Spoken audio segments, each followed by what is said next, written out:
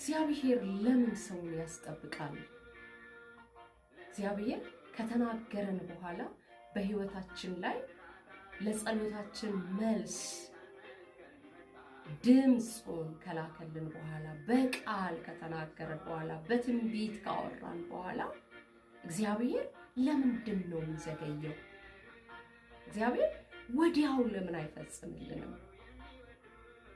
እግዚአብሔር የዓለምን ሕዝብ ጥያቄ በሙሉ በሽርፍራፊ ሰኮንዶች ውስጥ መመለስ የሚችል አምላክ ነው። ሉዓላዊ አምላክ ነው። ሁሉ በሁሉ የሆነ አምላክ ነው። የሚሳነው አንዳች የለም። የሚያቅተው አንዳች የለም። እግዚአብሔር ሁሉን ቻይ አምላክ ነው። እግዚአብሔር ሙሉ ነው። እግዚአብሔር ባለጸጋ ነው። ለምን ያስጠብቀናል? እግዚአብሔር ለምን ያስጠብቀናል ካለ እግዚአብሔር የሚሰራው በራሱ ጊዜ ውስጥ ስለሆነ እግዚአብሔር በማንም ጊዜ ውስጥ አይሰራም።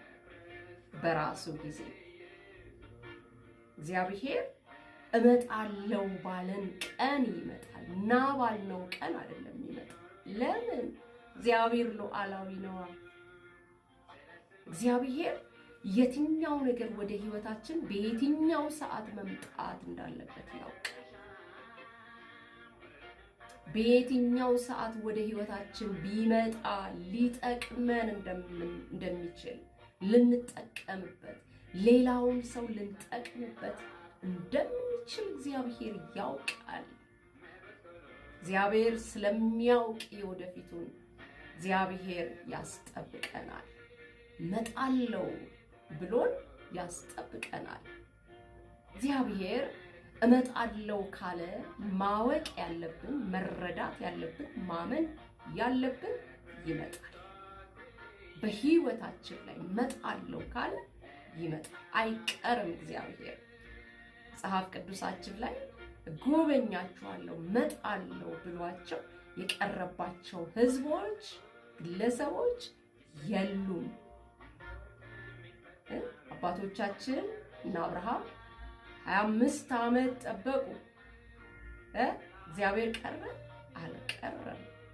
አብርሃም አባታችን የራሱን እርምጃ ቢወስድም አያችሁ፣ እግዚአብሔር ጠብቁ ሲለን በትዕግስት ሳንጠብቅ ቀርተን የራሳችንን እርምጃ ስንወስድ እግዚአብሔር የማይከብርበትን ነገር ወደ ህይወታችን እናመጣለን። ህይወታችንን የሚያቃውስ ብዙ ነገር እናመጣለን። እግዚአብሔርን መጠበቅ ግን የከበረ ስጦታን ወደ ህይወታችን ያመጣል። እግዚአብሔር ፈቃድ በእኛ ይፈጸማል። ስለዚህ እግዚአብሔርን በትዕግስት እንጠብቅ፣ በእምነት እንጠብቅ። እግዚአብሔር ወደ ህይወታችን በጉብኝት መልኩ ሊመጣ ፈቃዱ ካልሆነ ኖ ነው የሚለን። እመጣለሁ ብሎ ግን አይቀርም። እግዚአብሔር ሰው አይደለም እኮ ይዋሽ ዘንድ እግዚአብሔር ሰው አይደለም። እመጣለሁ ካለ ይመጣል። ጎበኛችኋለሁ ካለ ይጎበኛል። ይህንን አደርግላችኋለሁ ካለ ያደርጋል። በትክክል ከራሱ ከእግዚአብሔር የሰማነው ነገር ካለ በትዕግስት እንጠብቀው። ስለ ራሳችን፣ ስለ ምድር ቢሆን፣ ስለ ህዝባችን ቢሆን፣ ስለ ቤተሰቦቻችን፣ ስለ ቤተ ክርስቲያን እግዚአብሔር የነገረን ነገር ካለ ጠብቀው። የእውነት እግዚአብሔርን ተስፋ አድርጎ ያፈረ ሰው የለም። እግዚአብሔርን ጠብቆ ያፈረ የለም። ሐሳብ አይቀይርም።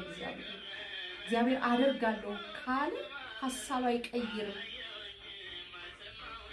ሰው ነው ቃል ከገባ በኋላ የሆነ ነገር ሊያደርግልን ካሰበ በኋላ አስቦ የሚሰርዘው። እንደዛ መስሎኝ ነበረ፣ ምችል መስሎኝ ነበረ በቃ ብሎ ሐሳብ የሚቀይረው ሰው ነው። እግዚአብሔር ሰው አይደለም ይዋሽ ዘንድ። እግዚአብሔር ከተናገረ ሆነ ማለት ነው። መቼ?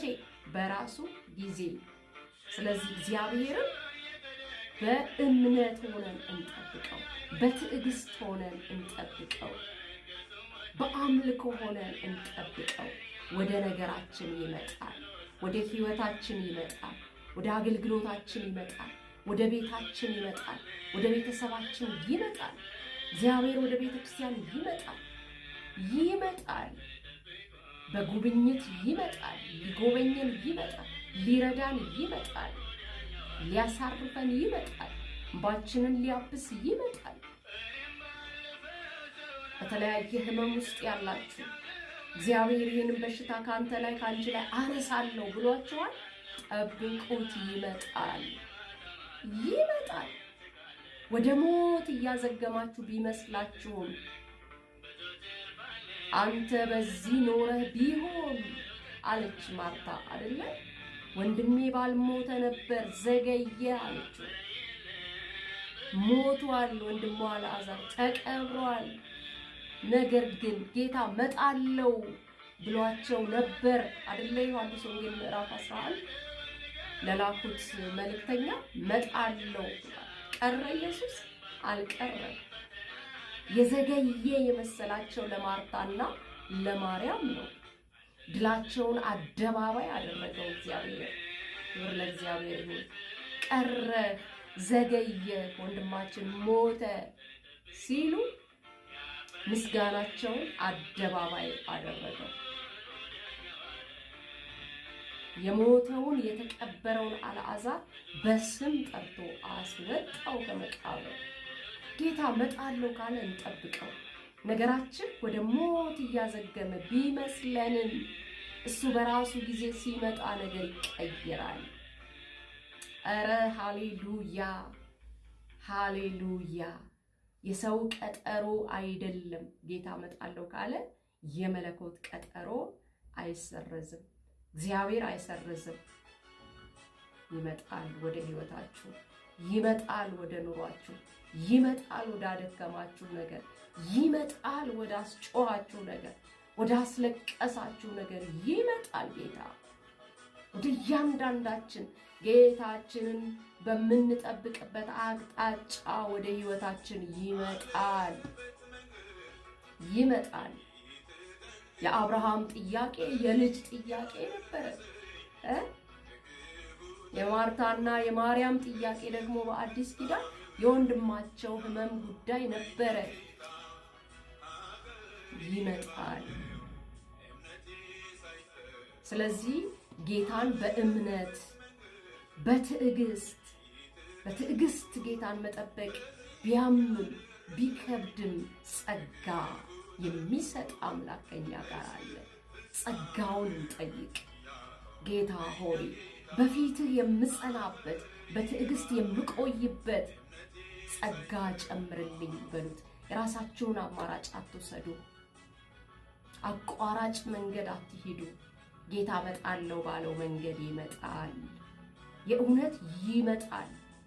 ተስፋ የዘገየባችሁ ነገር የዘገየባችሁ የጸሎት መልስ የዘገየባችሁ ትክት ያላችሁ ከእግዚአብሔር የሰማችሁት ከእግዚአብሔር እንዳልሰማችሁ መጠራጠር ጥርጣሬ ውስጥ የገባችሁ ይመጣል። የእውነት ይመጣል። ጌታ ጎበኛለሁ ካለ ይጎበኛል። መጣለው ካለ ይመጣል። ሁላችን በትዕግስት እንጠብቀው፣ በተስፋ እንጠብቀው። ክብር ለእግዚአብሔር ይሁን። ሌላው ጌታችን ይመጣል፣ ወደ ህይወታችን ይመጣል። የትኛውን መምጣት ነው ብላችሁ? ሊወስደን ይመጣል። መጣለው ብሎናል አይደለ? ካለን 2000 ዓመት አለፈ አይደለ? ራእይ 1:8 ላይ እያዩት ሄደ አይደለ? ሐዋርያቱ እያዩት ወደ ደብረ ዘይት ተራራ ይዟቸው ሄደው ደመና ከዓይናቸው ፊት ሰወረችው ይላል አይደለ? እነዛ ነጫጭ ልብስ የለበሱ ሰዎች ተገልጠውላቸው እንደዚህ አሏቸው፣ ስለምን ወደ ላይ ትኩር ብላችሁ ታያላችሁ?